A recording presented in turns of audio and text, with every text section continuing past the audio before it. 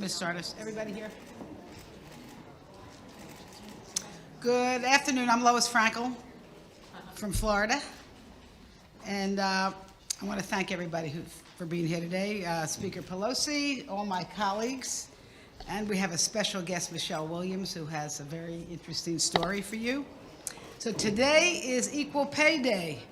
When women's earnings finally catch up for what men earned in 2018, today we're catching up. And I think, don't we all agree that women shouldn't have to work 15 months to be paid what men receive in 12? Yes. Thank you for acknowledging that. It's very sad and troubling that even in 2019, on average, a woman makes 80 cents to every dollar a man makes, and it's even worse for women of color. And if the current trend continues, women will have to wait 40 years for equal pay, but not if we have our say, right? Right. Okay. And African American women will have to wait 100 years. Hispanic women will have to wait 205 years. Something's wrong with that. And look, it's not just the stress of here and now paying the bills, because over a 40-year career, a typical woman loses more than $400,000 because of the wage gap. And that's why so many older women are in poverty. We know that in many households, women are the main bread winners. And listen, women go to work for the same reason men goes to work, take care of families, pay rent, retire in dignity, and live happy and full lives with their families. And now the Democrats, with our For the People agenda, we've set our sights on tackling issues that keep women from reaching their full economic potential, like access to affordable health care, quality child care, and so forth, and raising the minimum wage and promoting family-friendly workplaces like family leave policies. Last week, we continued the drumbeat by passing the Paycheck Fairness Act, and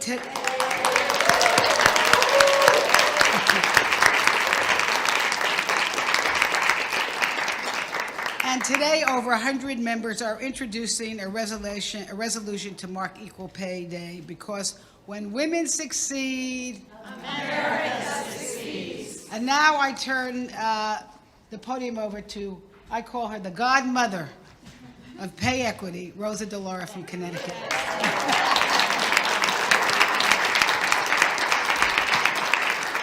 Thank you so much, Lois. Wonderful to be here today. And I'm so delighted to be able to join with all of my colleagues in the Democratic Women's Caucus I'm going to say commemorate Equal Pay Day. As you heard, a day on which the average women's earnings finally catch up to what the average man made last year. Every year, I'm going to be very upfront with you. I hope we never have to recognize this day again, because we will have finally achieved pay equity, and we are on our way. And it is so great today to have the talented, award-winning Michelle Williams. She demonstrates something that we all know, that these disparities exist at all levels of education and occupation, even at the very top. Wage discrimination takes place not just on the soccer field or the silver screen, but in the boardroom, the factory floor, and countless other workplaces across this country. That is why we are fighting for equal pay for all women. Simple concept. Men and women in the same job deserve the same pay. Last week, Paycheck Fairness passed on the floor of the House of Representatives. Overwhelming, and in fact, yes, bipartisan. 242 to 187. Now it needs to pass the Senate and make it to the president's desk. It's my understanding that, what time is it now? 2:45. The Senate is going to take it up, and let's just see where it goes. And now we got to focus our attention on the Senate. Paycheck toughens remedies in the Equal Pay Act of 1963, giving working women the opportunity to fight wage discrimination, receive the paycheck that they have earned.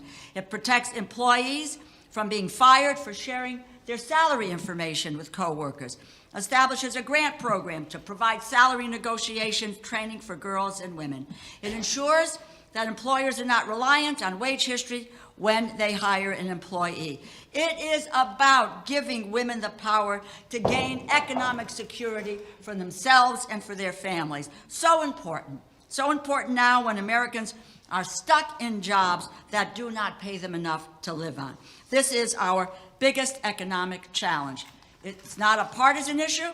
The wage gap affects women and families regardless of party affiliation. It is, though, a matter of right and wrong and simple fairness. One half of the workforce is paid as much for the same job as the other half. So we have the opportunity to make good on the promise that presidents, I might add, from both parties have made. The issue and the environment have collided. Equal pay is now at the center of our public discourse. Women are motivated, they're activated, they're watching, and we are listening and we are acting with the passage of Paycheck. Again, it's time now for the Senate to do the same. It is now a distinct pleasure to introduce to you the Speaker of the House, a close friend, fierce ally, devoted supporter of paycheck fairness. She made it clear from day one that this was an absolute priority. So an honor that she's here today and proud to fight alongside her for a women's economic agenda.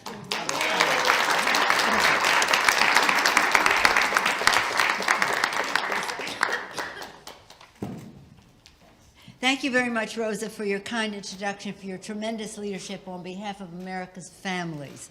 This is about equal pay for equal work and the impact that it has on America's families. And you have been, as our distinguished chair, Lois Frankel said, the godmother of so much, especially the Paycheck Fairness Act.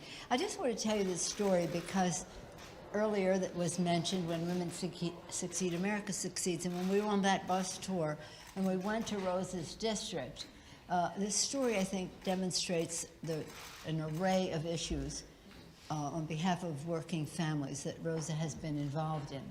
We're there, and a woman came to testify, and she said, I'm not going to tell you my story, which is about a single mom who overcame obstacles, now is a school bus driver. So I'm going to tell you about the stories that the people that I see every day. Every day I pull up to the curb and I can see it coming. There'll be a mom there with tears in her eyes, and I know what she's going to do. She's going to put a sick child on the bus for these reasons. First of all, she can't afford to take a day off because her pay is low. And if she takes a day or 2 or 3 off, she may not have a job. She has no paid sick leave, so she cannot resort to that. And she certainly cannot afford child care. That is the story of so many women in our country.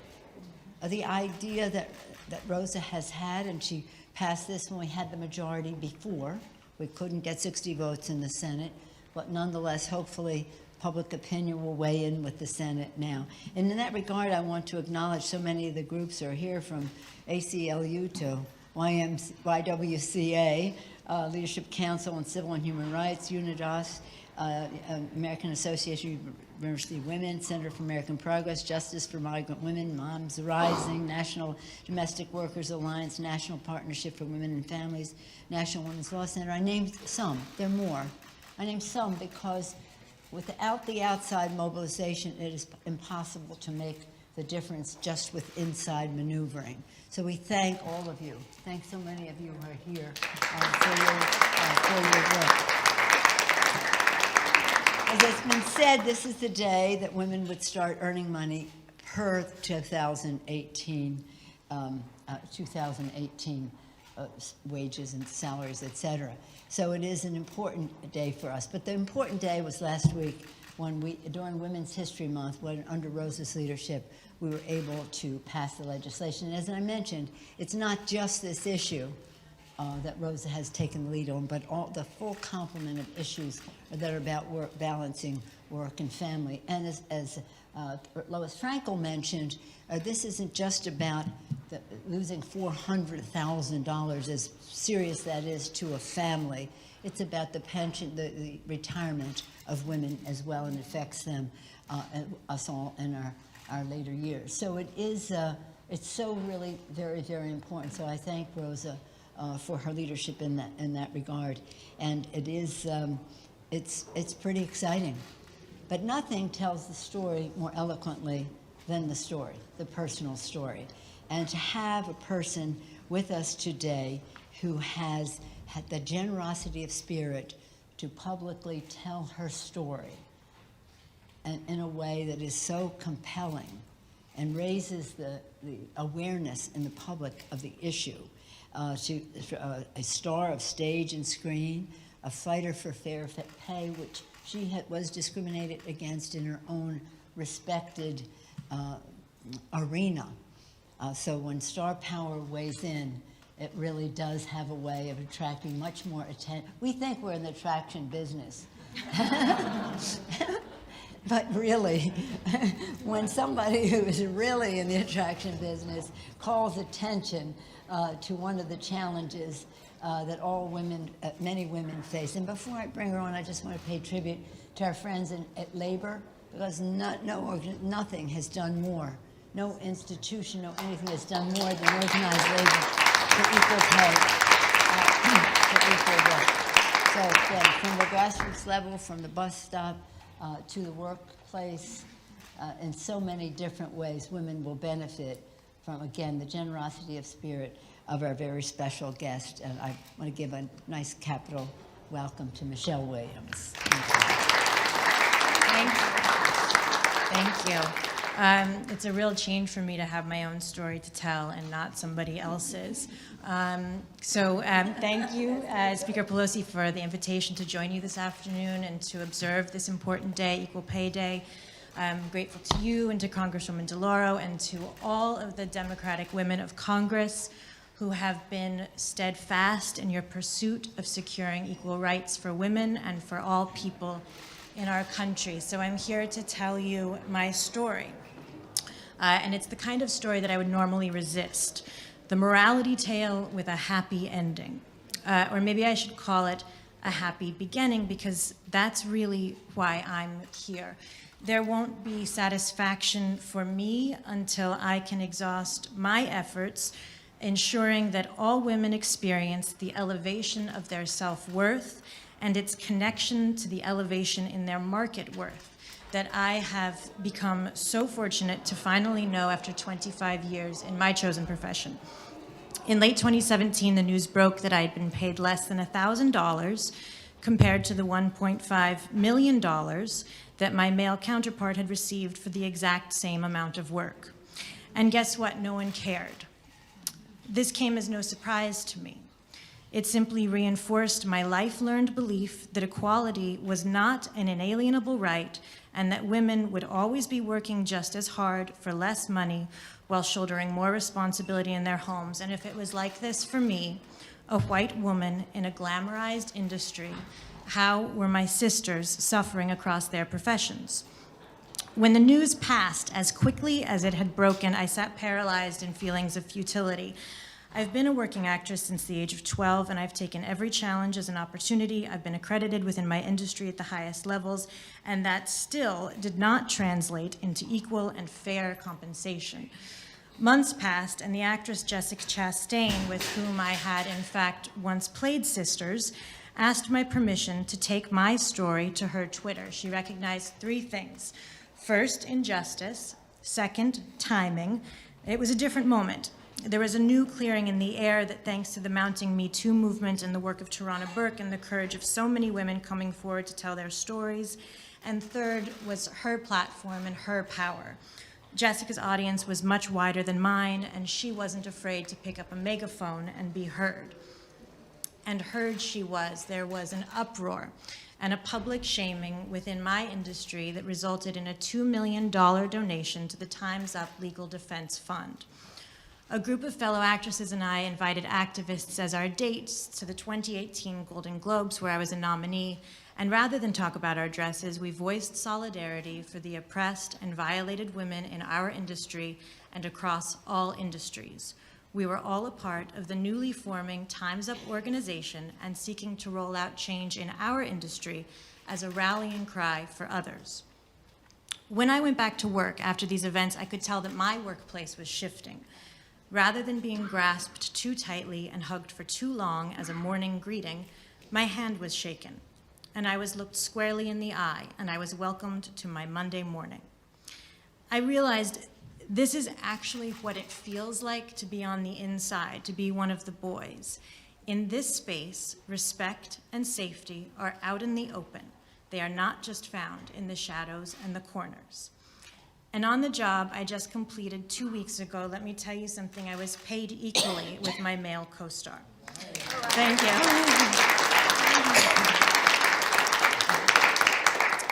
And now we're at the heart of why I traveled here to talk to you, the firsthand experience that I hope decision makers can hear from this platform that I've been given.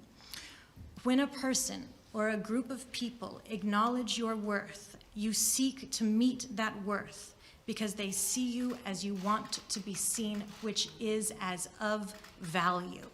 And when you feel you are valued, you express your value. And where does that value go? It goes to your work. It goes to your fellow colleagues. It goes to your employer. It benefits your entire organization. It strengthens the parts that advance the whole. This is the kind of human math that it only takes a heart to add up. Imagine a workplace where women don't have to spend extra or any energy fighting for fair pay or defending their rights, but can instead focus that energy on the fullest expression of the task at hand and enjoy both the pride that brings and the product of that pride, which is fair and equal compensation for every woman. The ball is now in the Senate's court. Women, families in our country will win if members of the U.S. Senate take the decisive action that is required to pass the Paycheck Fairness Act. This is the next critical moment. Please don't let it pass us by. Congresswoman Lawrence, thank you.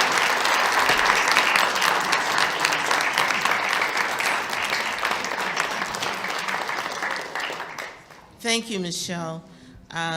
It's powerful when a woman tells her story. I'm Congresswoman Brenda Lawrence, and I am one of the co-chairs of the Women's Caucus. This year marks 56 years since the passage of the Equal Pay Day Act in 1963. Women work hard to continuously break down barriers and fight against workplace discrimination. In 2019, we have brought our seat, like Shirley Chisholm told us and advised us, if they don't have a seat at the table, bring a folding chair. So we brought our seat to the table, and we're making our voices heard. We no longer accept being paid less than our male counterparts, earning approximately 80 cents a dollar, 86 for every dollar a man earned.